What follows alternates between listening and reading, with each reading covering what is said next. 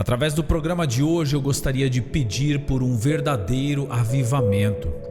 Gostaria de clamar junto dos nossos ouvintes por aquilo que temos pedido e clamado também com a nossa igreja por alguns domingos onde tratamos do assunto e queremos seguir orando, pedindo e buscando um avivamento verdadeiro para a nossa nação, para a igreja brasileira. Eu não sei como você tem ouvido este termo avivamento.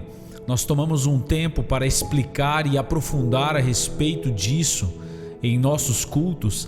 O avivamento não é um oba-oba que surge durante um culto, não é somente um volume mais forte ou uma agitação litúrgica. O avivamento é um mover verdadeiro de Deus no coração das pessoas que se voltam para Ele em verdadeiro arrependimento, em mudança de vida, e uma chama se espalha tanto em um lugar quanto pode acontecer em uma nação toda, como nós temos visto acontecer, por exemplo, no grande avivamento na Inglaterra. Vários países já experimentaram isso. E talvez por olharmos um grande número de evangélicos no Brasil, podemos pensar que também vivemos um avivamento, um tempo onde o evangelho cresce. Mas uma das diferenças drásticas entre um avivamento verdadeiro e o que normalmente experimentamos em grandes círculos religiosos no Brasil é de que o avivamento move o coração do povo para buscar mais de Deus, da obediência a Deus, do relacionamento profundo com Ele, sendo que os grandes movimentos evangélicos que nós temos no Brasil, diferente disso, tem a sua ênfase em buscar as bênçãos de Deus, as prosperidades, as riquezas. Então nós não visualizamos um verdadeiro avivamento em nossa nação. Nós visualizamos uma busca intensa, sim, por aquilo que Deus pode dar, mas não por aquilo que Deus realmente é e quer fazer para que a nossa nação seja uma nação segundo o coração de Deus. Eu creio que nós precisamos de um avivamento. Precisamos que Deus desperte a nossa nação para a obediência, para voltar a sua face, para a face de Deus. Como diz uma música, se meu povo orar e me buscar, e buscar a minha face e não somente as minhas mãos, porque nós temos um número gigante de pessoas buscando as mãos de Deus, o seu poder, o seu toque, a sua cura, o seu milagre, mas poucos estão querendo olhar para os olhos de Deus, reconhecendo o seu próprio pecado, pedindo perdão por isso e desejando uma vida restaurada pela presença do Espírito Santo. Eu gostaria hoje, nós vamos em nossos cultos, você pode acessar o nosso site ecosdaliberdade.com.br e visualizar as mensagens onde nos aprofundamos ainda mais a respeito disso em nossos cultos dominicais. Mas eu gostaria hoje de pincelar um trecho tão lindo de um avivamento maravilhoso que aconteceu. Está escrito no livro de Reis, no capítulo 18, um jovem rei conseguiu trazer para a sua nação uma real mudança de vida através de uma busca intensa por Deus e seus princípios. O nome deste jovem é Ezequias, filho de Acás, rei de Judá. Ele começou a reinar e preste atenção, no capítulo 18 de 2 Reis, o versículo 2 diz que ele tinha 25 anos de idade. Um jovem que foi colocado em determinado lugar para exercer a sua função de líder e não fez isso de qualquer jeito. Ele buscou intensamente a vontade de Deus, logo que começou a reinar. E ele reinou por 29 anos em Jerusalém. Ele fez o que o Senhor aprova, diz a palavra de Deus no versículo 3, assim como tinha feito Davi, seu predecessor. E o que ele fez? Qual foram as marcas do avivamento na vida do rei Ezequias? O capítulo 18, versículo 4 relata que ele removeu os altares idólatras, quebrou as colunas sagradas e derrubou os postes sagrados. Faço um parênteses aqui e coloco a primeira reação de Ezequias e a primeira transformação que ele fez ao trazer um avivamento para a nação de Israel. Ele removeu tudo o que estava no lugar de Deus. Preste atenção, nenhum avivamento começa enquanto outros ídolos estão no lugar onde somente Deus deve estar sentado, no trono do nosso coração. Ezequias sabia que enquanto existia algo entre Deus e o homem jamais teria um relacionamento profundo com ele.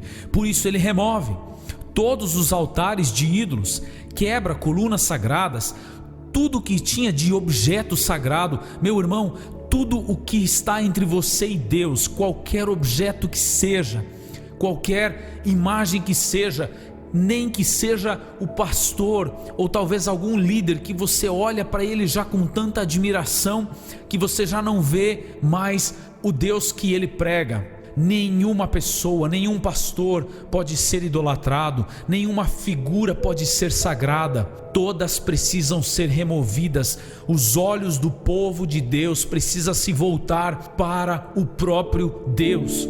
Nós, como pastores, não podemos atrapalhar a visão da igreja que deve olhar na direção de Deus.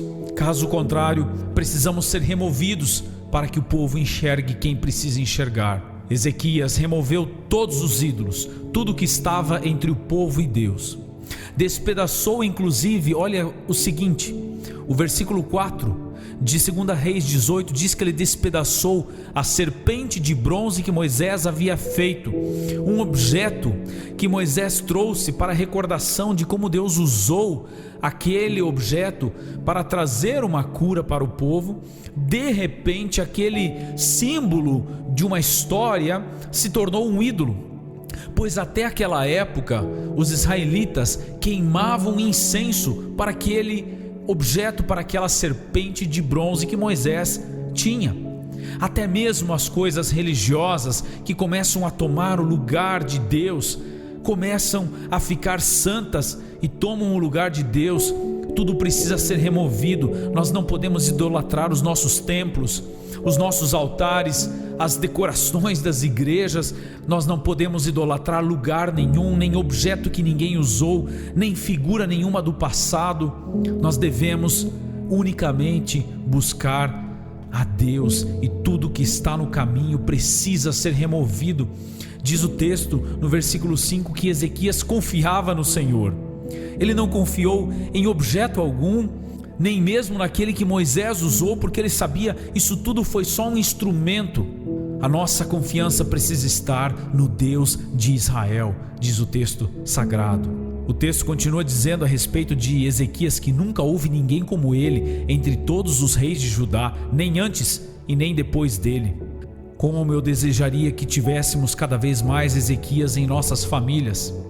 Ezequias, homens de verdade, mulheres de verdade, em que removem altares, aqueles que os nossos filhos talvez estão adorando, no lugar de adorarem a Deus, já não podem mais ir à igreja porque querem ficar em casa diante do seu celular, diante da TV. Esses altares precisam ser removidos. O que estiver atrapalhando o homem de estar com sua família no domingo, louvando ao Senhor, precisa ser removido. Se a festa com os amigos acaba te impedindo de olhar para o Deus Santo, pode ser que ela se tornou uma serpente de bronze, precisa ser quebrado, precisa ser removido para que você possa estar adorando ao Senhor. Ezequias fez isso, ele removeu tudo que estava no caminho e confiou somente em Deus. Eu chamo o povo de Deus para um avivamento dentro dos nossos lares. Vamos remover tudo o que nos atrapalha de confiar unicamente no Senhor, o Deus de Israel. Ele apegou ao Senhor e não deixou de segui-lo, diz o versículo 6. Obedeceu aos mandamentos que o Senhor tinha dado a Moisés. O Senhor colocou ordens que o povo sabia de cor. O povo conhecia os mandamentos que Moisés deixou, mas simplesmente deixaram de obedecer. O que fez o rei avivalista Ezequias, que transformou a nação, ele voltou a obedecer os mandamentos que haviam sido abandonados. O pai que vai gerar um avivamento dentro de sua casa é aquele que vai voltar a trazer a Bíblia como centro de conhecimento, de busca de orientação. de meditação para a família. Ezequias confiou no Senhor e obedeceu aos mandamentos. O quanto a palavra de Deus tem poder sobre a sua casa, tem influência sobre a educação dos seus filhos, na forma como o marido trata a mulher, a esposa trata o marido. Nós precisamos de um avivamento. Vamos começar então por nossas casas, seguir o exemplo de Ezequias, apegar-se ao Senhor, não deixar de segui-lo e obedecer os seus mandamentos. Pai e mãe, reúnam os seus filhos e digam para eles que é a palavra de Deus que nós precisamos obedecer, porque elas são fonte de vida, fonte de salvação. E olha a promessa que vem sobre os avivalistas, aqueles que buscam um avivamento para a sua casa. A palavra de Deus nos diz no versículo 7 de 2 Reis 18: e o Senhor estava com ele. Ele era bem sucedido em tudo o que fazia. Meu irmão, a palavra de Deus não nos promete isenção de perseguição, de talvez dificuldades, mas ela nos promete, como neste versículo aqui, que o Senhor vai estar conosco se nós buscarmos viver uma vida conforme o mandamento do Senhor. Se nós seguirmos o exemplo de Ezequias, removermos todos os ídolos, colocarmos a palavra de Deus no centro e olharmos e buscarmos a visão da sua face, daquilo que Deus quer para nós, a promessa é de que o Senhor vai estar conosco. Ele vai fazer com que sejamos bem-sucedidos. Não a visão de bem-sucedidos perante o mundo, que enxerga sucesso como dinheiro no bolso, viagem que pode ser feita, carreira bem-sucedida. Não, o sucesso que Deus promete é uma família fiel, que talvez não tem nada, mas tem Deus no coração, que talvez não tem dinheiro no bolso, tem até perseguição, mas conta com a presença de Deus.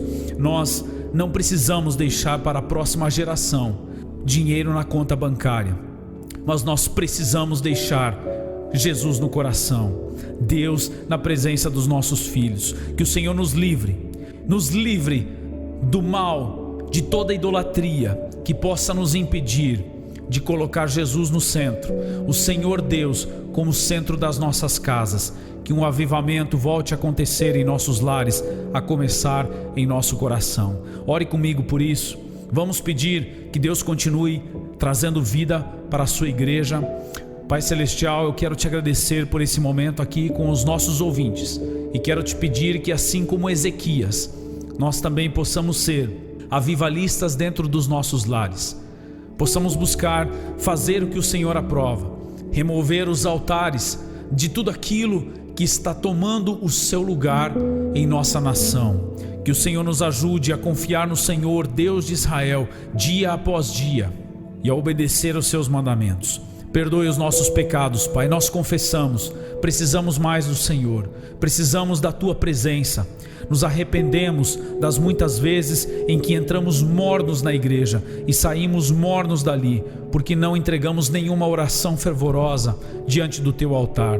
Ajude-nos, Senhor, a termos um coração apaixonado pelo Senhor, pelas ovelhas que estão perdidas, e que possamos trazer um avivamento aonde quer que estejamos. Que a Tua vida nos acompanhe, em nome de Jesus. Amém.